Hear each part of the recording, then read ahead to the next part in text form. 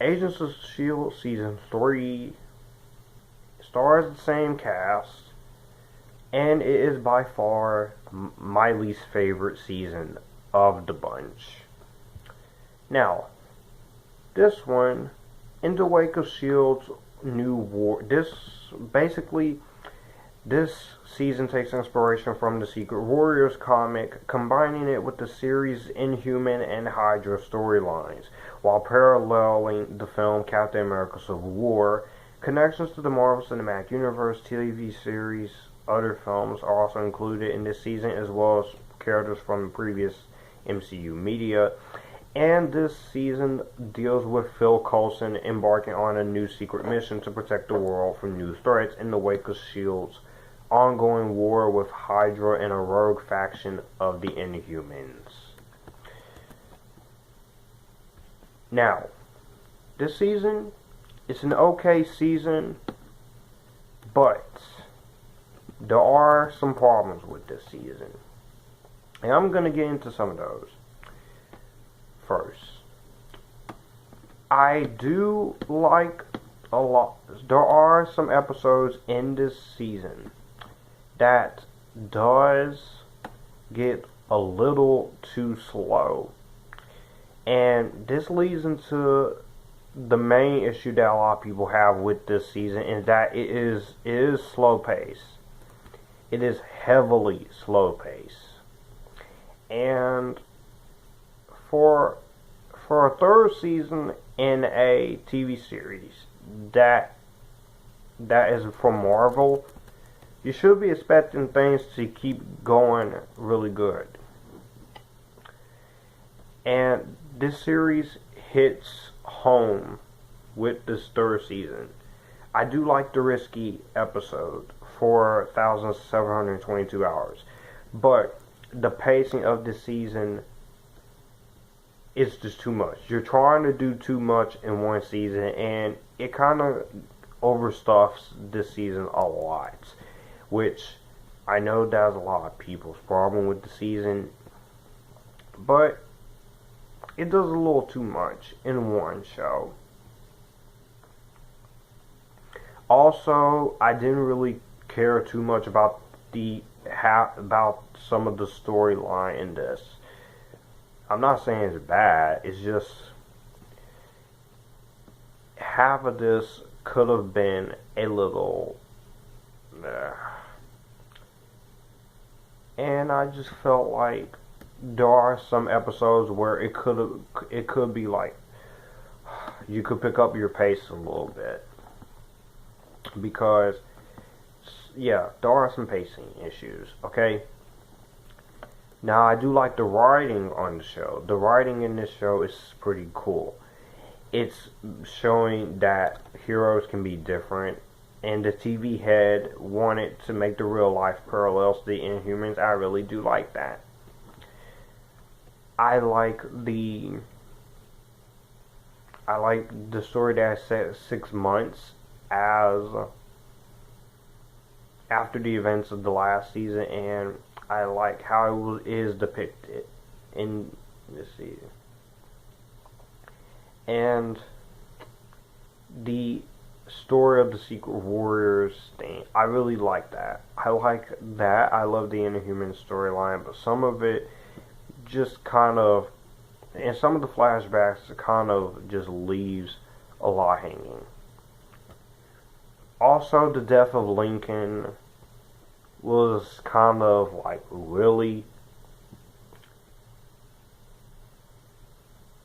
So I pretty much questioned myself. I like the Inhumans cast. I like the design of this. I like the makeup and the effects. But ultimately, it just kind of brings it a little downhill. The MCU tie-ins, though, are great. Let me just say, the acting is still great. I really like the acting. Now, at the last season, spoiler warning, Agent Coulson lost a hand. And so he gets a replacement. So we kind of have, you pull Empire Strikes Back, Return of the Jedi move there. Marvel, I see what you were doing there. Now, Quake, Chloe Bennet, she goes through a transformation here. She cuts her hair is cut for this season, but not too short as the comic counterpart. So, and also this introduces Quake's signature gauntlets, and she gets a new costume. So I really do like the costume. I love the costume here. It's really cool, and they stayed very true to it. So I have to say that was really awesome. We do get tie-ins again to Captain America Civil War, and I really like the tie-ins there. And this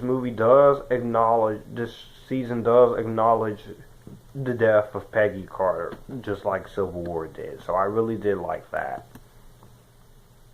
That was pretty cool.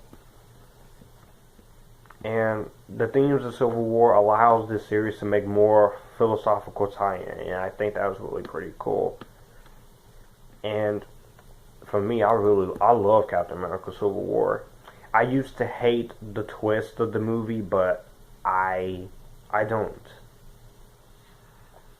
But the episodes are still really good. I still love the episodes here. You do get tie-ins to Daredevil, and then you get a reference to Damage to Control, which is later seen in Spider-Man Homecoming. Like I said, the tie-ins are not the problem. The acting is not the problem. The acting is great. The action is there. The directing is still pretty solid for each of these seasons. But unfortunately, this season kind of gets a little boring in half. But for the most part, I have to say it's a pretty cool season. We do get some cast members here. You got Titus Welliver here.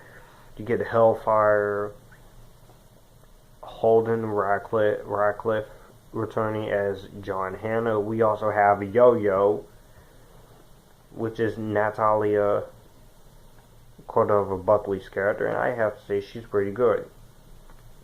So, I do like the acting. I like the action. It's just this season suffers from trying to do too many things in one, and it kind of convolutes this season just a tiny bit. But I have to say, for the most part, this is a pretty focused season. For the most part, it's just not the best season. I put this at number 5. Season 5 is number 2. Season 4 is number 4. No, and Season 1 is number 3. But I have to say, once again, this show really did do what this season really did took a big risk in the last couple of episodes, and the risk paid off very greatly. So overall, season 3 is a step down, but for the most part, I have to say season 3 is not that bad. I just felt like it could have been a little better though. But I'm still going to go ahead and give this an epitaphic, because there are a lot more great than bad. So, let me know what you guys think about Season 3 down below of this. Do you like it? Do you not like it? I will see you guys in the next video. And this is Future Film 3940 signing out. Be on the lookout for Agents of S.H.I.E.L.D. Season 4. The Ghost Rider is back.